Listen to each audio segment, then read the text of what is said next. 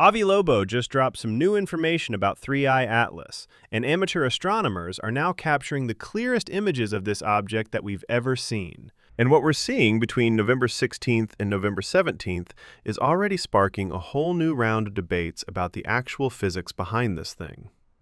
So in today's video, I want to walk you through everything that's happening with 3I Atlas right now in a simple, factual way that actually makes sense. So let's rewind a little bit.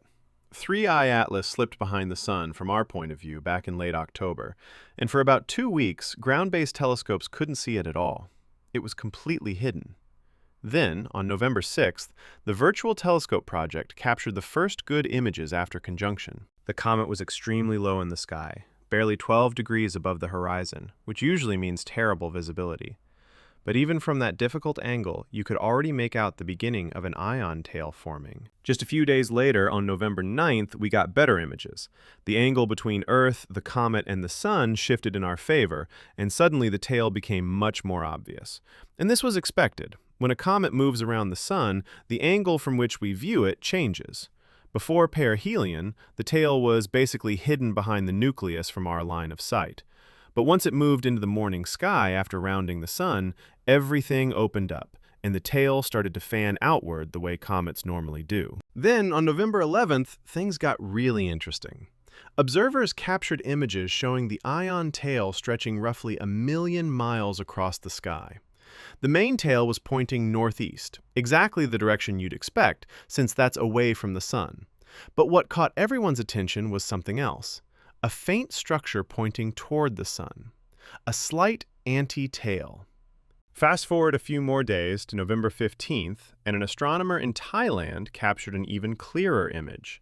This time, both the normal tail and the anti-tail were visible at the same time. And that anti-tail wasn't faint anymore. It was bright, sharp, and very well defined. And then, on November 16th, we got what might be the best image so far. An incredibly detailed shot showing multiple jet features pointing in different directions, a bright coma, the main ion tail, and those sun-facing structures all at once. Now, here's why all of this is so fascinating. Normally, comet tails point away from the sun. That's not optional, it's because of the solar wind. The sun is constantly blasting charged particles outward at crazy speeds, sometimes over 800,000 miles per hour.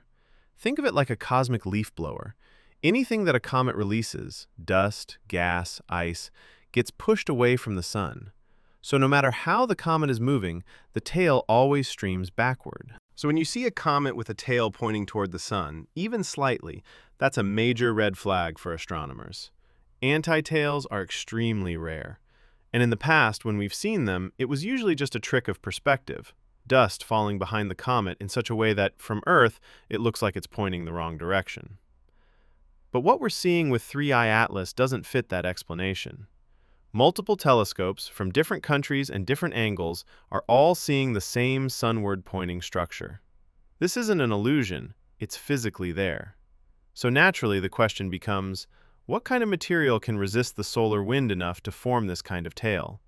And why isn't it being blown away like everything else? Right now, astronomers are considering 3 possible explanations, and honestly, all 3 of them come with major problems. The first idea is that the anti-tail is made of unusually large dust particles, massive ones. For this to work, the dust grains would need to be around 100 micrometers in radius. For comparison, normal comet dust is usually around 1 micrometer. A 100 micrometer particle is not just a little bigger, it's about 1 million times more massive if it's made of the same material. So the idea here is that Atlas is somehow releasing huge, heavy particles that are too massive for the solar wind to push around. They'd simply fall behind the comet as it moves, and from our perspective, that would create a structure pointing toward the sun. But the problem with this explanation shows up immediately when you start running the numbers. To produce the amount of brightness we're seeing in the images, the comet would have to be throwing off a huge amount of this material, around 100 times more mass loss compared to normal dust. But we already know the comet didn't shrink or change in size after perihelion. There's no sign of massive erosion. So the physics doesn't really line up with what we're observing. The second explanation is that the anti-tail isn't made of dust particles at all. It might be made of chunks of ice. When ice gets blasted off the comet's surface, it immediately starts sublimating because it's exposed to sunlight. As ice sublimates, it scatters light in a way that can look very similar to dust. And because it's evaporating so quickly, it might form a bright, sun-facing structure before it gets pushed away. And then we get to the third explanation. This one is the most controversial, and it's the one most people jump to immediately. But it's also the one I personally find the least convincing. There have been objects in our solar system that looked like comets, but were actually artificial. Rocket boosters, pieces of spacecraft, SpaceX debris. From a distance, they can look exactly like dark comets. If these sunward jets we're seeing are actually thrusters instead of natural outgassing, they would behave very differently. A thruster plume wouldn't get pushed around by solar wind. It would punch straight through it, creating a tight, focused jet that points exactly where the nozzle is aimed. That kind of collimated beam would explain the sunward jets perfectly.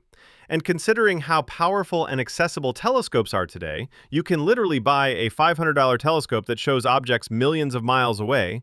People are watching this comet more closely than ever. The Virtual Telescope Project is even hosting live streams capturing this in real time. But here's the part that everyone agrees on. Whatever 3I Atlas is, it's putting on a show. The ion tail keeps growing, the anti-tail is still very visible, the coma is bright and clean, and maybe the most surprising part is that it survived perihelion at all.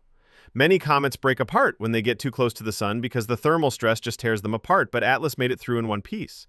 Images from November 11th clearly show a single solid nucleus, not fragments, not a trail of smaller bodies, just one object with active jets shooting out. Now, if these jets continue as the comet moves away from the sun, that's when things get strange, because natural comets always become less active the farther they get from the sun. Less heat means less sublimation. If 3I Atlas stays just as active or becomes even more active, that would suggest the energy powering it isn't coming from sunlight at all. So at this point, I'm curious what you think. Which explanation feels most believable to you? Heavy dust, evaporating ice, or something less natural? Drop your thoughts in the comments, give the video a like, and hit the hype button if you enjoyed the breakdown.